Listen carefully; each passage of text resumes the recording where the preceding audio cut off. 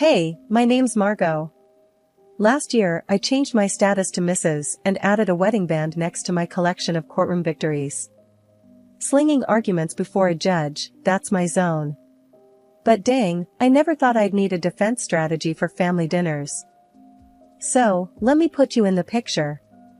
My man, Tom, he's a mama's boy, and I get why. Mrs. Walters, his mom, is the queen bee of their hive. Did the single mom hustle, brought up 2 kids solo. Mad props for that. Sarah, his sister, well, she's another story, thinks she's the center of the universe or something. I remember walking into their place for the first time, Tom's arm around me like he's showing off a trophy. The living room's like a shrine, photos of Tom and Sarah plastered on every surface. It's cozy but feels like stepping onto a movie set where they've been playing house for years, and suddenly I'm the unexpected guest star. Mrs. Walters came at me with this tight-lipped smile. You know the kind, the one that says, I'm smiling because that's what I'm supposed to do, but I'd rather be scrubbing the bathroom grout with your toothbrush. Dressed in one of those floral numbers that just screamed I'm the matriarch. Margot, dear, Tom's told us so much about you, she said, sizing me up like I'm a car she's not sure she wants to buy. Yeah, I've been looking forward to meeting the famous Mrs. Walters. Tom's done nothing but sing your praises, I said, trying to thaw the room a bit. Oh, how sweet, Sarah chimed in. She'd been eyeing me like a hawk since I walked in. Tell us, Margot, how's the lawyer life? I picture you in court, like on TV, making bank. So how much do you actually make? I almost choked on my spit. Who asks that straight out of the gate? I laughed though, 'cause what else are you gonna do? You know, trade secret and all that. I shot back, not missing a beat. Mrs. Walters picked up the baton like it was a relay race. But surely you can give us a ballpark figure. For family. Tom shot me that please don't be mad look, but I kept my cool. If I had $1 for every time someone asked me that, I'd have enough to change the subject, I parried, topping it off with what I hoped was a disarming smile. Mrs. Walters snorted. Yeah, she snorted. Well, it's no secret what a teacher earns. Right, Tom? Mom, Tom sighed. Let's not do this now. Right, she said, waving her hand like she's dismissing a servant or something. Anyway, you'll be like family now, sharing is caring and all that. I slid a look at Tom. His help me face was on full display. I knew then I wasn't just marrying Tom, I was enlisting in some low-key domestic Cold War. Couple weeks in, and I'm standing in our kitchen, apron on, pot simmering, trying out Mrs. Walters' famous chili recipe. Now, Mrs. Walters and Sarah have got this routine. They drop over unannounced like they forgot it ain't their house. Your chili needs more heat, Mrs. Walters picks at the ladle like she might catch something. And less salt. Watch your husband's blood pressure. Got it, I reply. Inside, I'm rolling my eyes so hard I'm seeing my brain. Sarah's there too, all leaned back on a stool like she's the Queen of Sheba. You see this spot, Margot? Cleanliness is next to godliness, isn't it, Mom? Mrs. Walters nods like it's gospel and Sarah's high-fiving herself in her head. Funny, I cleaned this place this morning, I say, swiping the spot off the counter. Must have missed that one. Tom's in the other room, clueless, probably deep in some video game or sports stats. So, I figure it's high time to fill him in on the home invasions. I poke my head in where he's slouched on the couch. Hey, you got a sec? What's up, babe? Tom flicks his eyes up for just a moment, poor thing, like he's afraid he might miss a crucial play. Your mom and Sarah, they come in, take over, nitpick everything I do. It's like they're looking for stuff to complain about, I let it tumble out. Margot, they mean well, you know? They're just... Tom scratches his head. I'll talk to them. They'll chill out. Back to the kitchen, and it's like walking into the final round of some cook-off where I'm the only contestant and the judges are out for blood. So, Margot, when's dinner? Tom must be starving. Sarah glances at me like I'm the help. Whenever the chili decides it's ready, I shoot back, but I keep my voice light. It's a tightrope walk. Dinner lands on the table, and I'm scanning their faces. Mrs. Walters stirs hers around, inspecting every bean like it holds the secret to the universe. Bit different from how I make it, Mrs. Walters finally says. That's code for nice try, but you're no match for me. Tom dives in though, bless him. Babe, this is awesome. Right, Mom? Sakai, Sarah mutters, and Mrs. Walters just shrugs like she's agreeing with the worst food critic. After they leave, Tom's slapping his belly, saying it's all good. I'm watching the door shut behind them, feeling tiny, like I'm losing at some game I didn't sign up to play. The next time they pop over, it's the same old tune, like nothing changed. I must have been dreaming to think a few words from Tom might turn the tide. Still, I ask him to talk to his mother about boundaries. I thought getting hitched was the hard part. Fitting into Tom's family? That's the real challenge. They've got their own idea of family, and I ain't in it, yet. If this is what married life is like, count me out of the honeymoon phase. It was one of those days where the clock seemed to tick slower than syrup drips from a bottle. That's when my phone decided to sing its little heart out. Glancing at the caller ID, my heart sank. It was Mrs. Walters. Again. Margot. Her voice was stern, and it did nothing for my headache. You think you can just snatch Tom away from us, huh? Her words stung like vinegar on a paper cut. I glanced over at Tom, hoping he'd at least flinch at his mother's tone. Nothing. He's glued to the TV screen, a statue with heartbeat. Mrs. Walters, it's not like that. We're just trying to set up some boundaries, I said, my voice squeezed thin. Boundaries? She fumed. That's just a fancy word for shutting us out. You can't do that to us, to me. He's my son. As I blinked back frustration, Tom still silent, looking like someone shrunk his spine in the wash. Listen, it's normal for married folks to want their own space. I tried to keep the edge out of my tone. Space? He's never needed space before you, came her sharp retort. Her voice was a buzzsaw and each word carved up my patience. That was when Tom decided to pipe up, but not to back me up. No. Mom, is everything okay? Margot's not, she's not being unreasonable, I guess, he said, but his voice was like wet cardboard. Tom, I just can't believe this. First, Sarah tells me Margot is making a fuss over our visits, and now this? Mrs. Walters sounded wounded, and boy did Tom jump on that note. Sarah said that? Tom turned to me, eyebrows raised as if I was the one creating trouble. Yeah, she did. And I think she's right. Family is family, Tom. You can't just turn your back on us. She pressed harder, knowing she was reeling him in. I saw my husband, a man I loved, deflate like a party balloon 2 days after the fun.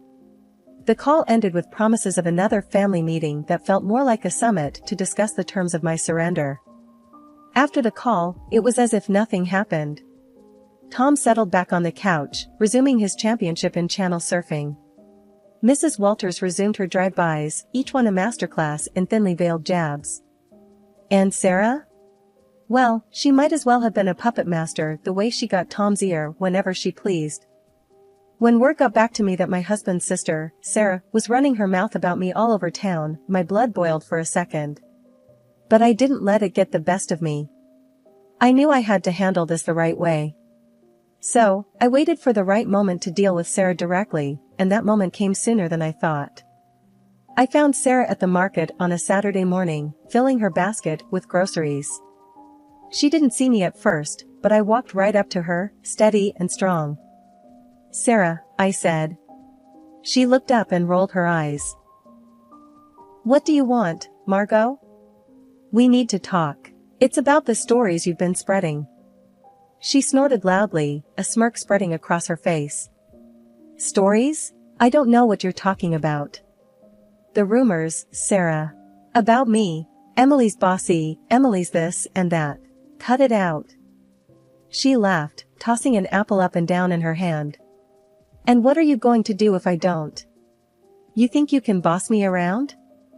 I kept my cool. Listen, spreading lies isn't just mean, it's slander. And I won't stand for it. Sarah laughed again, louder this time. You're gonna sue me? Get real, Margot.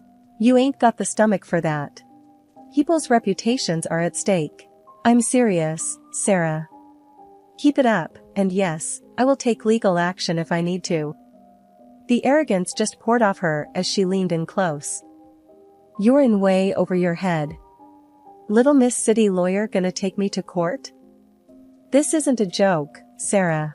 I'm giving you a chance to stop this nonsense before it gets serious. She shoved her face closer to mine, a challenge plain in her expression. Bring it on, Margot. Do your worst. With that, she spun on her heel, almost knocking over a display of canned beans, and left me standing there. Her laughter echoed through the aisle long after she was gone. I walked back home slower than usual, turning everything over in my mind. Later that day, when my husband came back from wherever he'd been, I told him what had happened. He was in the middle of taking his boots off and he froze, one boot off, the other still on. You did what now? I told Sarah off. I threatened her with legal action if she doesn't stop spreading rumors. His face went red, then white. You couldn't just let it go? Why'd you have to stir the pot, Margot? I straightened up. Because it's not right, and I won't be walked over. Not by her, not by anyone. We were silent for a good long while after that, both of us lost in our thoughts. It was clear this was more than a little family squabble. It was a line drawn in the sand, and I had to stand my ground. He's got nothing. Just stands there with that same lost puppy look that's growing a permanent spot on his face. I tossed myself onto the couch, fuming. The gossip might calm down for now, but Sarah, she's the kind of weed that keeps sprouting up. No tellin' when she'll start her yappin' again. And Tom? God knows if he'll ever find the guts to stand up to them. Right now, though, I just need to cool off, figure out my next move in this messy game they're all too eager to play. The whole mess with Sarah had me weighing my options like a pros and cons list in my head. I mean, I signed up for a life with Tom, not a daily soap opera with his family.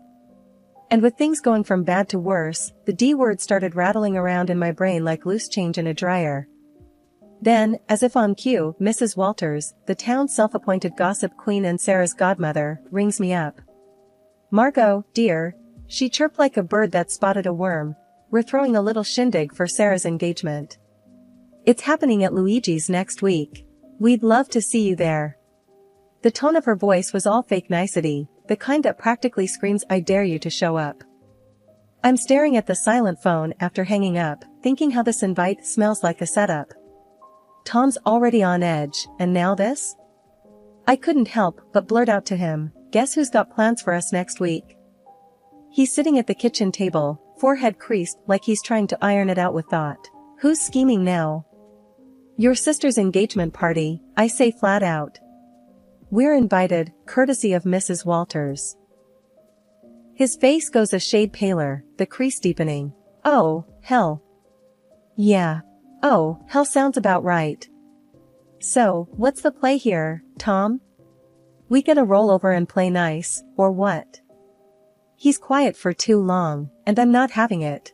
Come on, spit it out. Tom finally looks up, his eyes are all serious. Margot, it's family.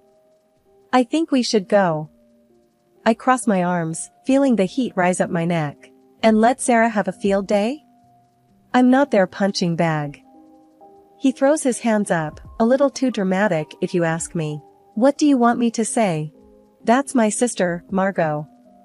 I lean in, my own hands flat on the table. And I'm your wife. Or does that not count for much these days? The D word is right there on the tip of my tongue, but I bite it back hard. Tom runs his hand through his hair, making it stand up like he's just had an electric shock. Of course, it counts. Look, I'm stuck between a rock and a hard place here. I'm a heartbeat away from losing my cool. Well, guess what, sweetheart? So am I. I married you, not your constant need to please your family at my expense. Tom stands up, walks over, and takes my hands. They felt like rough grip paper, all work and worry. Margot, I love you. I do. And I hate that it's got to this. Let's not go to the party. You and me, we're a team, right? It struck me then that this was the first time in a long while he'd picked me over them without flinching. It felt like finding an oasis in the middle of the desert. That night, the thought of divorce quietly tucked itself away, not gone, but sleeping, sort of like a dog with one eye always open. But it was enough for me to catch my breath, to maybe believe that we could find some solid ground again. Luigi's was hoppin' when we showed up, walls throbbing with too loud laughter and clinking glasses. I spot Mrs. Walters right off, sitting queen bee style at the biggest table with that I rule the world look. There's Tom's sister, Sarah, all grins like she's won the lottery, and her guy, Mark, a sort of deer-in-headlights type trying to smile. His folks are with them too, stiff and awkward like they wandered into the wrong movie theater. Mrs. Walters zeroes in on me the second we step in. "Margot," she uses, like I'm a 5-year-old who's not playing nice. "You'll be taking care of the bill tonight, right? To show you're one of us." I just about spit out my drink. What? Why me? The table's all ears now, and the air's thick with that "oh, this is gonna be good" vibe. Mrs. Walters stretches her smile. Tradition, sweetheart. The newest family member always shows their commitment. My jaw clamps shut so fast I'm surprised I don't chip a tooth.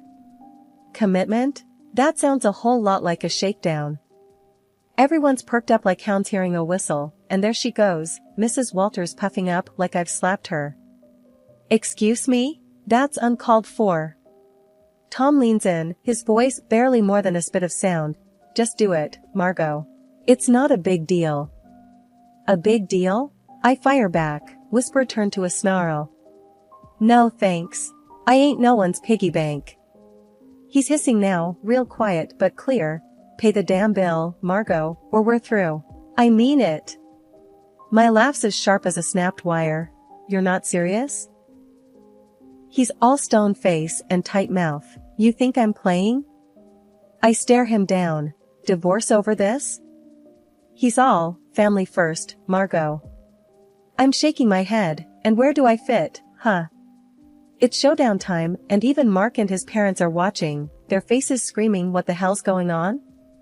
I push back my chair and stand, let them all get an earful.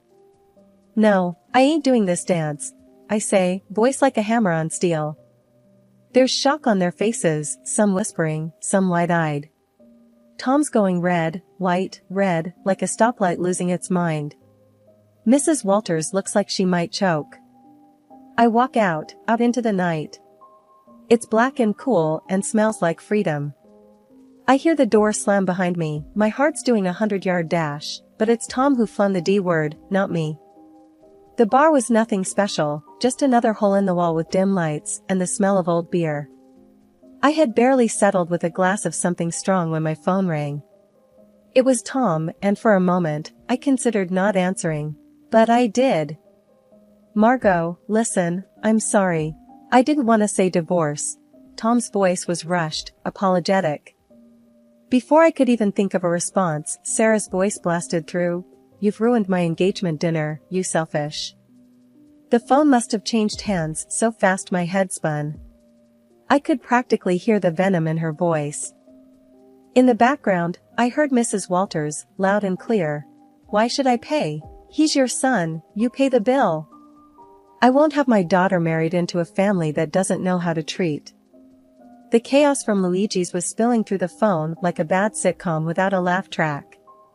People were arguing, and it seemed like nobody was keen on picking up the tab. I pushed away from the bar, my anger lending me a clear, calm voice. "Sarah, chill out. Your mom's the one making a scene, not me." "Hang up, Margot," Tom said, now a faint whisper behind his sister's ranting. "No, she needs to." Sarah kept going, but I wasn't about to play this game. I ended the call. The screen showed a string of missed calls and texts that I swiped away. They were probably all about the same thing. Guilt, blame, the usual. I looked at the bartender. "Another one, please." He nodded, pouring another shot without a word. Silence settled around me, except for the low murmur from the regulars scattered around. I tried to collect my thoughts. My phone screen lit up again, showing Tom's name. The guy just didn't know when to quit. I flipped the phone face down, letting it go to voicemail. It was futile to talk when the whole crew was going off the rails back there.